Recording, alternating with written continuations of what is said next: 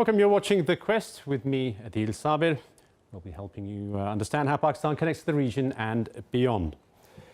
Now, the 31st of August 2021 heralded a new dawn in Afghanistan. As the last US cargo flights left over the Hindu Kush, the Afghan Taliban had taken control of Kabul airport and effectively had overthrown the Afghan government of the day. This has many ramifications, not only just for the region at large, but also for the world at large. The Afghan Taliban, let's not forget, who were ousted following the 9/11 attacks by the US military, have been involved in a protracted war of some 20 years, which the whole world had noted was perhaps unachievably not going to be won by the Americans, and so that happened on the 31st of August when Joe Biden brought US troops home. Now, we all remember the scramble as the world news agencies were beaming pictures of the mass evacuation which took place probably 2 weeks before the actual official withdrawal took place.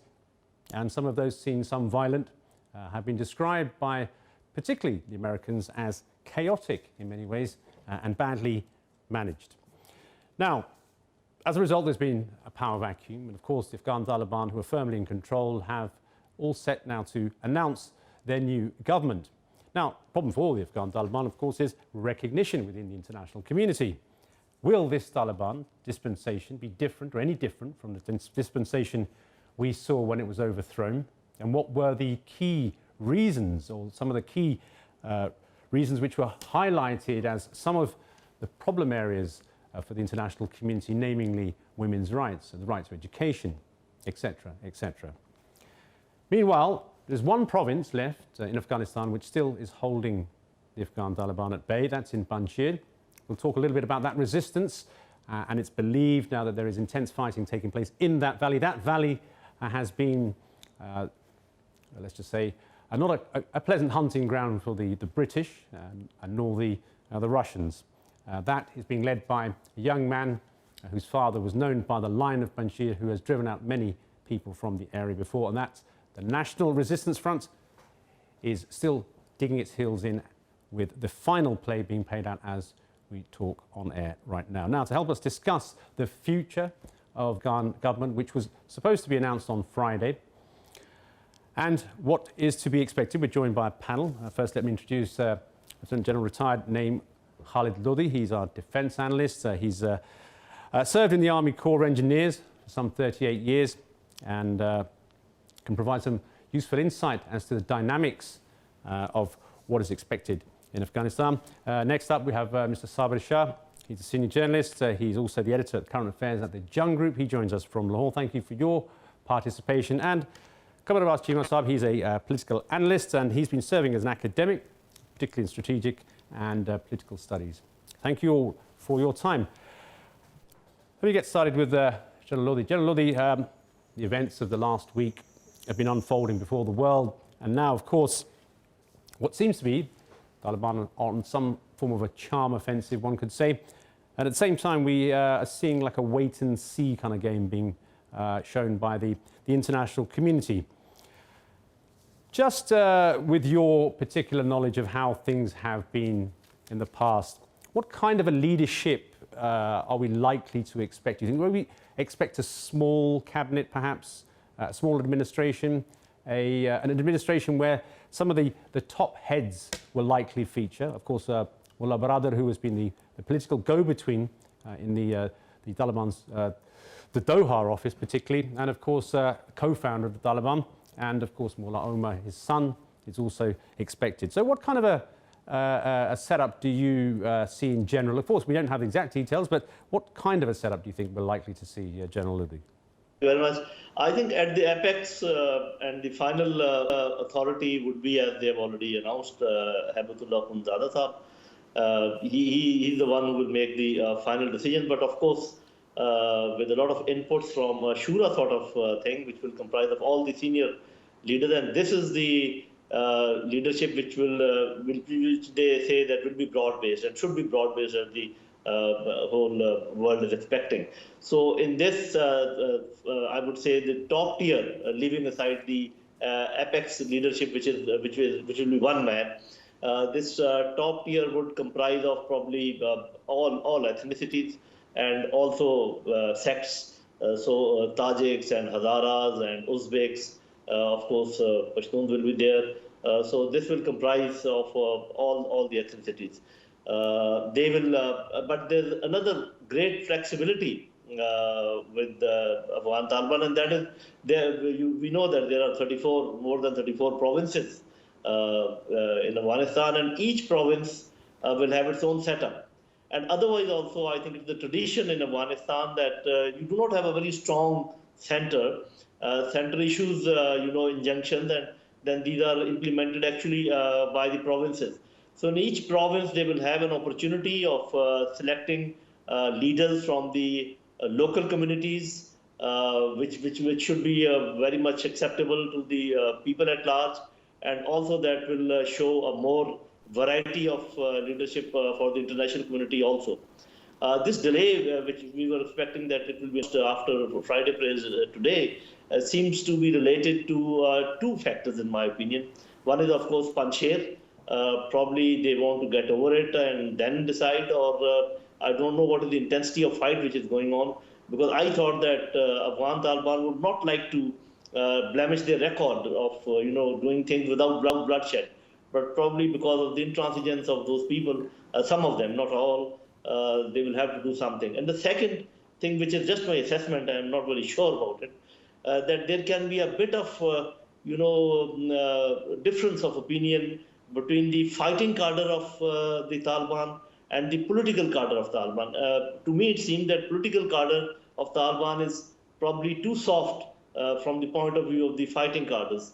They might be expecting that because we have fought for such a long time, we have given sacrifices, and now it will be unfair to, get such people in our ranks, which were actually helping our enemies.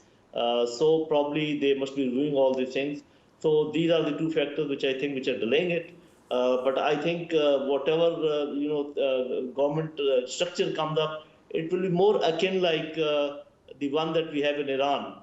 That somebody on the top, a spiritual head, then actual practical works being done by president or a council of elders, and then some shura or something. So I see a three-tiered sort of thing: one man on the top, some ring of elders below him, and then a very broad shura sort of thing in the third tier. That's a very interesting breakdown you give, General, of how you see the dispensation being organised. I just want to cross over now to Kamar Abbas Chima. Of course, there is a relative charm offensive which we're seeing by the Afghan Taliban. They're saying all the right things, one could say, and like I said, the international community is on a wait and see a kind of approach. Just want to take your opinion of how you have seen the Taliban as a political organisation, what your take is on how they were seen or perceived 20 years ago, and have they become more savvy over the years? Of course, they've had plenty of time to prepare for this very moment, 20 years in fact, 2 decades. So do you think over time there has been a transformation from within the Taliban in terms of not only their outlook, but also where they want to see Afghanistan go in the future? Well, thank you very much, Adil. I think the most important point here to understand is that Taliban have not changed ideologically, but they have changed behaviorally. So the behavior has changed because they believe that for them, the most important thing is the political legitimacy. By far, they have enjoyed the de facto political legitimacy in Doha and by the talks with other countries. But yet they believe that the only legitimacy is the de jure recognition that will come from the global powers and from the other countries in the world. So for that, they have changed their behavior a lot. But at the end of the day, the rank and the file have a different approach. People who are on the top of this food chain, who are the top of the line, they may be having different approach towards international politics. But recently, you have seen that they have killed the folk singer in Afghanistan, which shows that what is the mentality at the local level. And what Zabila Mujahid says, music is not allowed in Islam. So I think there is some sort of adjustment which they want in their apparatus, but for that they need to do a lot of work. But at the same time, Taliban have emerged as a strong political force with no opponent in Afghanistan, and they believe that the movement, which was basically a countercultural movement, has emerged as a more of a as they have taken over the entire country, and this seems very pragmatic and accommodative so far. But at the end of the day, we have to see that how they move on with the regional partners. Pakistan has concerns for them, Iran, Russia, Chinese. Everybody has a lot to know from them, and since they have to construct their own social contract for the people of Afghanistan, that is what is important. What they are going to offer to the people of Afghanistan, and from that social contract, which will be in the shape of the Constitution of Afghanistan, the new Constitution, they are going to determine how the global powers are looking at them. And by the way, right now, be it the West or the Americans, they have more leverage on Afghanistan than they were here, because they have nothing to lose in Afghanistan now, and they have so many strengths. They can engage Taliban in so many ways, and the Taliban, which are actually cash starved, and they don't want there to be an economic apartheid of Afghanistan. So they would like to have massive engagement with the global powers. They would like to engage them a lot. And above all, you know that more than around 4 million people are displaced in Afghanistan since long. Just this year, we have seen more than 700,000 people got displaced. Majority of them are female, and the children and the girls. So the Taliban would not like to give a message at the front that they are very stubborn. They will try to accommodate people around the world with their broader outlook, but we have yet to determine that how they live and how they behave with the citizens whom were promised democracy, who were promised progressive political thought, and who were promised progressive living in Afghanistan. So this is a 180-degree shift in Afghanistan. So how the people respond to the social contract and how the Taliban come up with the constitution, that is going to determine the future of Taliban and their engagements globally. Indeed. One of the aspects which perhaps we're sort of like overseeing a little bit is that there are so many people with vested interest in Afghanistan, and of course there are spoilers everywhere. I mean, every scenario will throw up a spoiler. How difficult, Sabir Shah, do you think the task ahead is for the Afghan Taliban, given the fact that one particular isolated incident anywhere in Afghanistan, which is deemed to be against the norms of international standards, or let's say human rights, for example, somebody who sabotages the process, could completely derail this charm offensive that the Afghan Taliban have been on? Your take on the spoilers present in the region, and perhaps those within Afghanistan who are fighting indirectly against the Afghan Taliban? See, Taliban are facing daunting challenges. They have got Herculean tasks ahead of them. If they deviate and move away from the original philosophy and ideology, I think they'll be paving way for some splinter groups from the rank and file to come forward. They'll be facing Daesh, number two. They are haunted and hounded by surging poverty levels and inflation. And if they do not control inflation now, it's going to be hyperinflation within a month or so.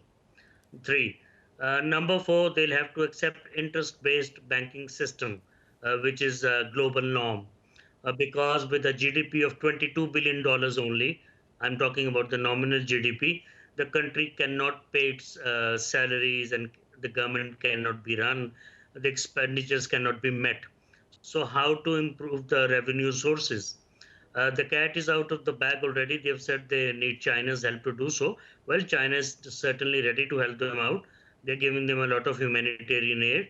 There are negotiations between Qatar and Turkey to run the Kabul airport. All this is being done. But at the same time, you see, Taliban are finding it difficult to connect with all the ethnicities and people hailing from all linguistic backgrounds, etc. in Afghanistan. It is not easy. They've got 34 provinces in this country of 38 million. is war ravished for decades. Taliban, if people say they learned a lot, well, they must have learned a lot, but you see, they'll have to change their attitudes in order to be part of the world, to be part, to be among us the comity of nations, to be counted among us the comity of nations. They'll have to respect their human rights, which I doubt they will. Um, I mean, they'll have to work very hard. Again, as I said, they'll have to deviate away from their original philosophy. Base prosperity can come over should China take control of their economy somehow. I'm talking in very clear terms. And should China does it, I mean, CPEC will also move at a faster pace.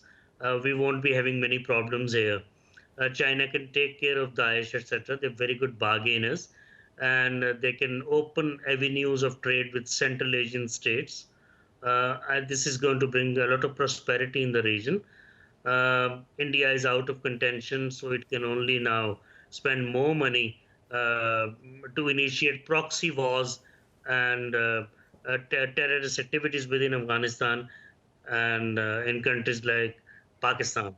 So Taliban do have a lot of problems. I don't think they'll be able to handle all this very soon. They need a lot of help. They'll have to open up their economy. If you remember, just before the collapse of the Soviet Union, Mikhail Gorbachev came up with two slogans, perestroika and glasnost. Now that meant that he wanted to open up the Soviet economy, which ultimately happened as Russia got disintegrated. But it is not easy for anybody ruling Afghanistan to overcome these issues. Absolutely. As I said, they're daunting, they're Herculean, and if people start airing prophecies and predictions in line with their wishes, I mean, optimism has got limits. There is a difference between optimism and pessimism, I understand, but realism is the best thing. Looking at Taliban, they have never properly governed a state. They don't know how to do it. Let me just quickly change the focus back to the international community. I just want to bring in General Lodi, if I may. General Lodi, we've seen obviously a flurry of diplomatic toing and froing between Islamabad and obviously Kabul as well, and we've had foreign diplomats obviously arriving into Islamabad. Let's just take a quick holistic view of how we see the two camps spread out. I mean, you have those with a very, very deep interest in Afghanistan, and today even we see the UK Foreign Secretary having his communications with and discussions with Shah Mahmood Qureshi, Pakistan Foreign Minister. Which are the key players, do you think, within the international community who can have a strong hand in moulding a better opinion about how the actual Taliban are coordinating and cooperating? Do you believe it's the likes of the United Kingdom, or do you believe it's someone from the Muslim world, or some countries from the Muslim world for that matter, should be obviously leading this particular offensive? Let me just count the key players as you are asking. You know, there's a group led by America, UK, and some of their Western allies. Then there's a group led by China, Russia, Iran, some Central Asian countries, and Pakistan is somewhere in between, looking right and left that what to do. So these two groups are the main groups which have very clear interests and if I'm allowed to say, opposing interests as far as Afghanistan is concerned. So this flurry which you see now, this is from the American group and the UK group, and of course there are some of the Western allies. In my opinion, and I do not insist on that, they are trying to convince Pakistan to allow them to have a certain, they want to come here under the guise of helping Afghanistan, and also they are trying to convince Pakistan that please accept more refugees, and then we will help you to look after the refugees. Actually, under this facade of aid and refugees, they want to come here and then create problem for Afghanistan. This is my take, because things cannot change overnight. We know very well that why Americans were here. We know very well why their allies were here. And they were, of course, I can list it. One, that the Chinese influence is, were kept at bay. Russians are not allowed north-south corridor. The CPAC doesn't take off. They wanted to have some, observations on Iran, Pakistan, and this area. They also wanted some of the Central Asian countries to remain landlocked. Now, these interests cannot change overnight. They could not. They did not succeed in, doing all this through their physical, presence. Now they would like to, change posture and do it through other ways. And that is why they are, you see such a flurry of activity in Pakistan. And let me just caution the leadership of Pakistan. Please be aware that these are not your, well-wishers, and they are not the well-wishers of Afghanistan. In any case, they can't be well-wishers. So the only apparently immediately well-wishing group is China, Russia, Iran, and Pakistan should join this group, in my opinion, and keep the other group at bay, keep them in good humor. There's no need to, have an antagonist attitude with them, but try to understand their techniques and, whatever they want to do, their interests. So the basic thing is, if we can understand the interests of various entities in this region, I think Pakistani leadership will not go wrong, and even the Afghan leadership cannot go wrong. But if they, because of the very acute financial issues, if they succumb to this, and they don't understand this basic fact, and they allow these countries back to have, of course, keeping relations and all those things is no problem. That should be kept, and they have said so, that they would like to have good relations with America and all that.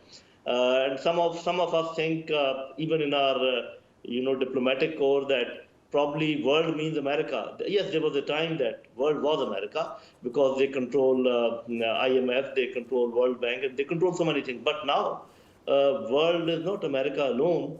There's another part of the world also. So it's a very difficult situation, very dicey situation, very tricky situation. And I think a lot depends how Afghan leadership copes up with that. In my opinion, even if they, do whatever diplomatic or political acrobatics, US and UK will not come for their help immediately. Of course, they will keep on delaying and watching what happens. So the immediate helpers are, of course, China, Russia, and the countries that I have, already counted. So let us see what happens. So some sort of blocks opening up, and of course, Afghanistan finds itself, on this chessboard being used, and of course, the economic challenges are daunting for Afghanistan, but more importantly, rather, would be the sense of unity. Now we're going to take a short break here, and on the other side, we're going to be talking about this one province out of all of the 32 provinces of Afghanistan, which is still showing resistance to the Afghan Taliban. That's the Panjshir Valley.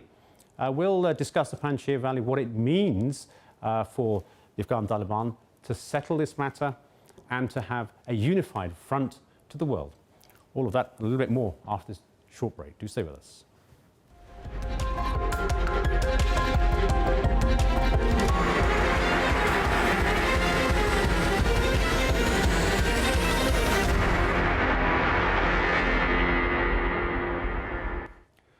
Welcome back. You're watching The Quest with me, Addiel Sabir. Just before the break, we were discussing the various different components of how different international players are jockeying for position following the takeover by the Afghan Taliban and the withdrawal of US troops.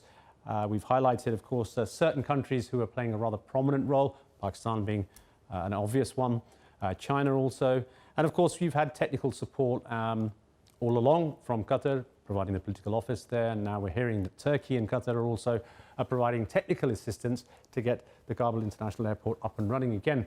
Now, just want to introduce another one of our guests who's joining us now. It's Ravi Srivastava, who joins us from Mumbai, but he's not actually in Mumbai at the moment. But thank you, Ravi. Ravi is a political analyst and a contributor to a number of different national and international forums, and also appears on many different national channels as well. Ravi, let me begin with you, please, if I may. Of course, throughout all of this, since the 31st of August, when officially the last US cargo planes flew over the Hindu Kush, we've been seeing a rather mixed response from India. Now, I just want you to give us a very quick overview, then we'll move on. How has the Indian media reacted, and what has the stance been of the Indian government? If you could just briefly summarize your initial thoughts. India has been taking very cautious stand as far as Taliban are concerned and their rule over Kabul. And India had been evacuating its people lock, stock and barrel. They have taken out practically everyone who wanted to return. There is a lot of apprehension in India about Taliban rule over Afghanistan. And a very small section of people in India have also welcomed Taliban rule over Afghanistan. And they have also mentioned that India should extend a helping hand towards them and talk to them and all that. But the government of India's stand is very firm. There are a lot of apprehensions in the mind of the government of India at the moment. There are people in the Kerala who are joining ISIS and other radical factions in Afghanistan. India is also concerned about today's statement from Al-Qaeda that they will be looking after for interest of the Muslim community in Kashmir and the Muslims over there, Kashmiris over there. So such statements are definitely creating ripples in the government's mind.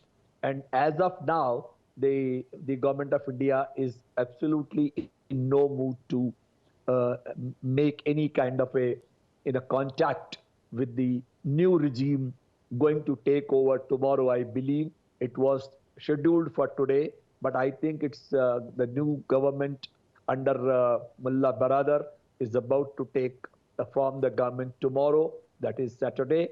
So we'll have to wait and see that how the Taliban react to this whole thing and how they, what kind of strategy they adopt for dealing with the rest of the world. Ravi, I just want to quickly stay with you if my other panelists don't mind. Just want to get your take on one thing. How is the Indian people themselves, how are they viewing all of this? Because surely they're not aware of the amount of investment that India had in Afghanistan in terms of not just the infrastructural contracts that they had there, and of course their presence there. I mean, their embassies which were placed in Afghanistan. Is it something which is at all crossing the minds of the ordinary Indian citizen, or is this just a state policy which will probably just run by them? It does make a concern for the public at large in India. India has invested more than $3 or $4 billion worth of investment in Afghanistan. They constructed the parliament for Afghanistan in Kabul, and India was developing a lot of interest over there.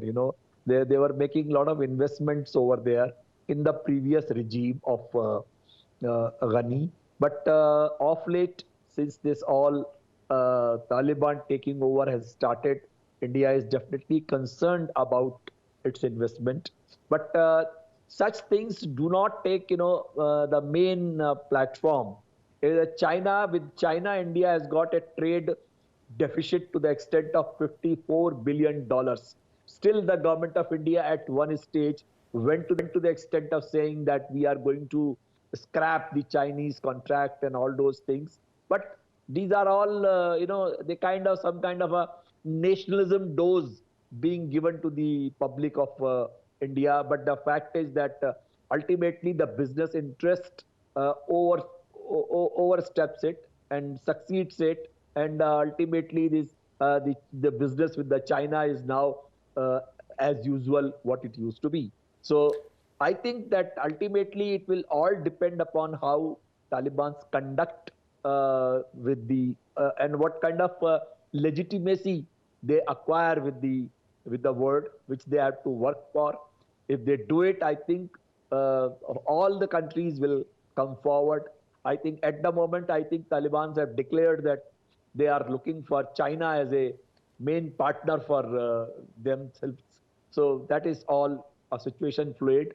But India will definitely look for, that once the situation normalizes and what kind of response Taliban have towards their own people.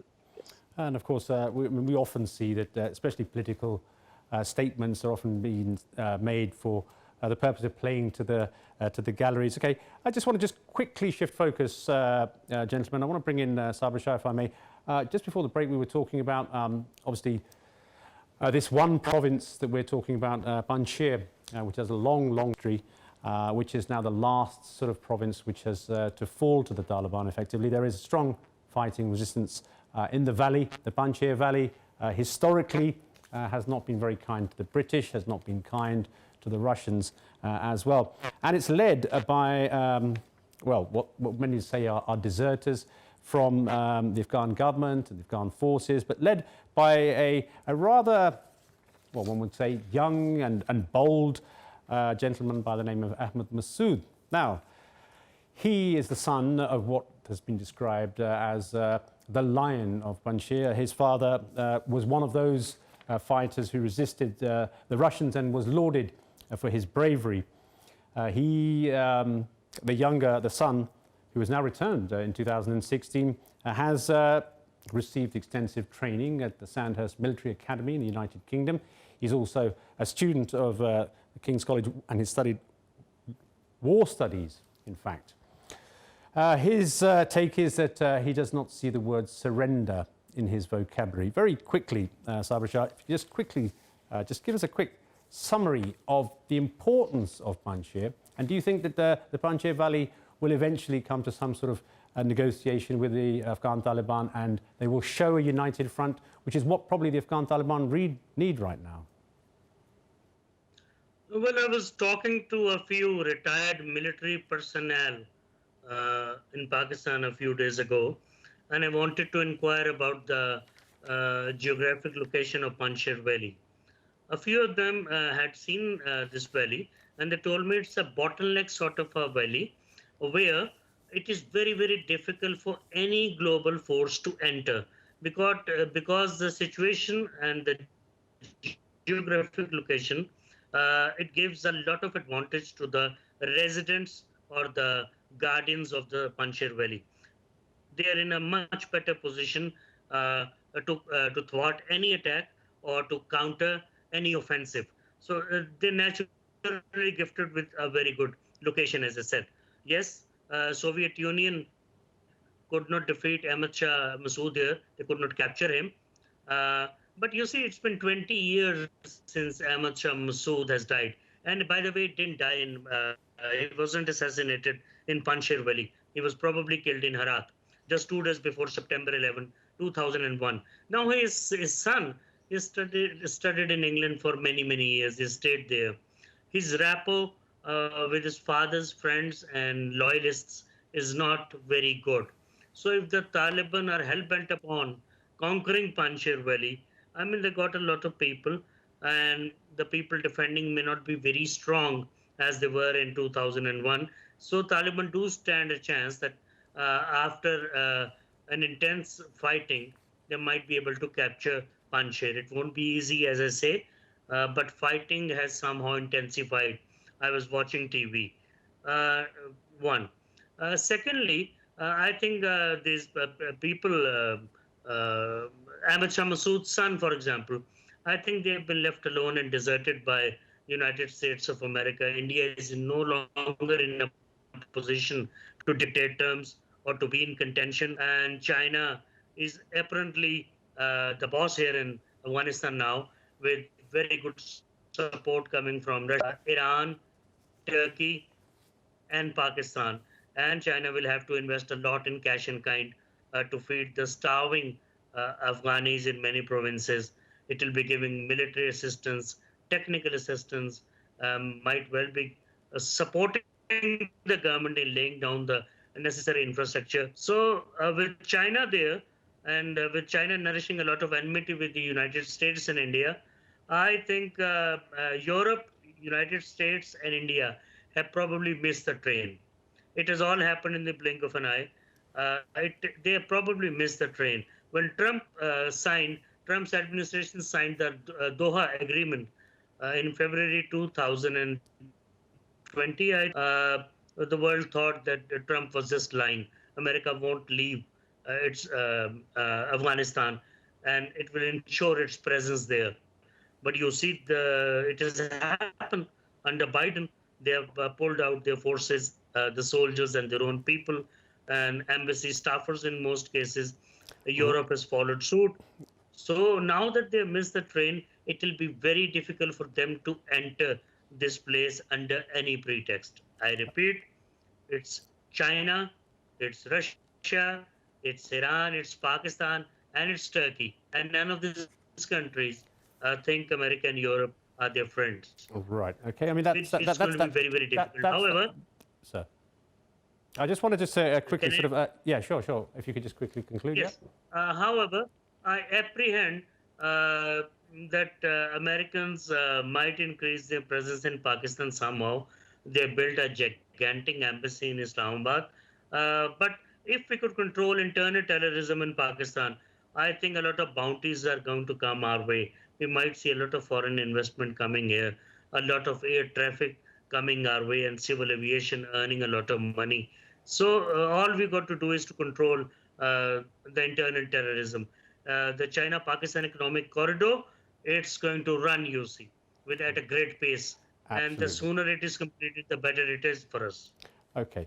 Just want to come back, if I may, to highlight this one point that at the beginning of the program, which was made, which was that would the Afghan Taliban go ahead and make the announcement of their new government with this fighting going on? In your opinion, of course, history would tell us that the Afghan Taliban have also suffered at the hands of those defending the Panjshir Valley. Do you think that from a political perspective and as an eyewash, it's very good for them to just make peace just for the sake of making peace? Or do you think that this is one particular stronghold that they really need to put their foot down to actually have complete authority? And do you think they would go ahead and actually announce a government with this fighting still going on?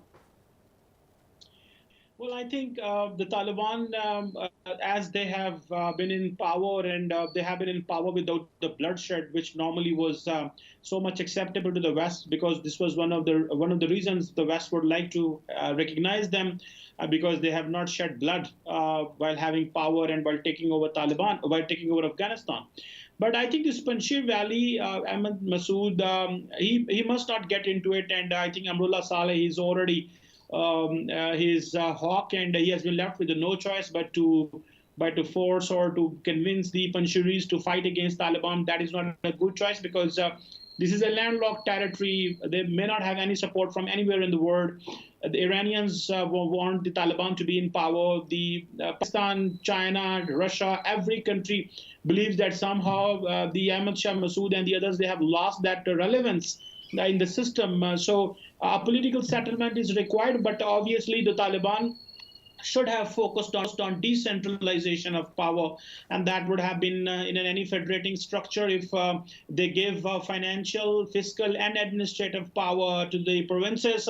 It would have been much easier, but since the positions of both the actors are poles apart, it seems it is not very viable to negotiate. But with zero assistance coming from anywhere in the world, how the Panjshiris and how Ahmad Massoud and Amrullah Saleh will survive, this is a very big question to answer.